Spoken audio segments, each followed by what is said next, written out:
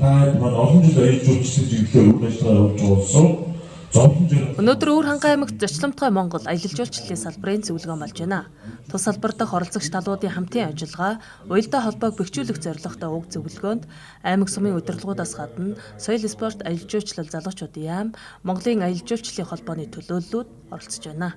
Хангай бусын аялал жуулчлалыг хөгжүүлэхэд экосистем түшгэлсэн аршаан сувилал, адал явдал түүх, соёлын аялал жуулчлалыг тэргүүлэх чиглэл болгоно гэдгийг оролцогчид хэлж байна.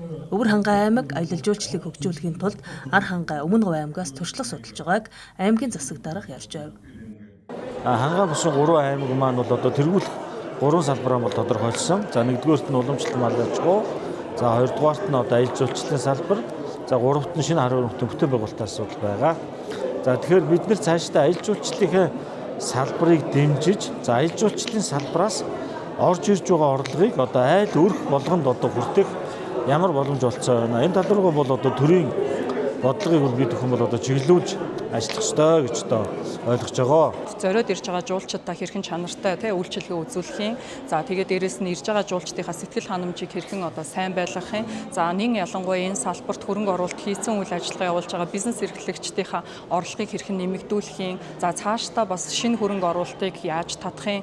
За хамгийн гол нь урт хугацаанд бид нар одоо орхны өрхрээ, за тийм байгалийн үзэсгэлэнтэй газруудыг түшгэлсэн аялал жуулчлалын урсгалаа зөв зохион байгуулалтаа явуулахгүй бол одоо байгаль орчиндөө эргээд сөрөг нөлөө бий болох хог хаягдал, тэгээд нэг хүрсний доройтол гэх мэтчлэн олон асуудлууд үүдээд эхэлчихсэн ийм эрсдлүүд бий болж байна. Тэгэхээр энэ дээр дараагийн менежментийн асуудлуудыг ярьж байна. Тэгэхээр төр одоо ганцаараа санхүүгийн хувьд ч болон одоо хүний нөөцийн хувьд үүнийг зохицуулж чадахгүй ийм нөхцөл байдалд үүнийг одоо төр хувийн хвшлийн түншлэлийн хүрээнд зохицуулж байгаа зөв жишг бол бусад аймагуудад бас байна. Тэгэхээр энэ мэдчлэн өнөөдөр одоо чуулганы үр дүнд бид нэр тодорхой хэмжээний одоо бодит шийдлүүдийг гаргая. За энэ бодит шийдлүүд дээр төр хувийн хвшлийн хамтын ажиллагааг хамгийн гол нь зохистой байдлаар эхлүүлье. За энэ хамтын ажиллагаан дээр одоо Монголын аялал жуулчлалын холбоо гэх мэтчлэн мэргэжлийн байгууллагуудаас орж дэмжлэг үзүүлье гэдэг энэ шийдлүүдийг ярилцж байна.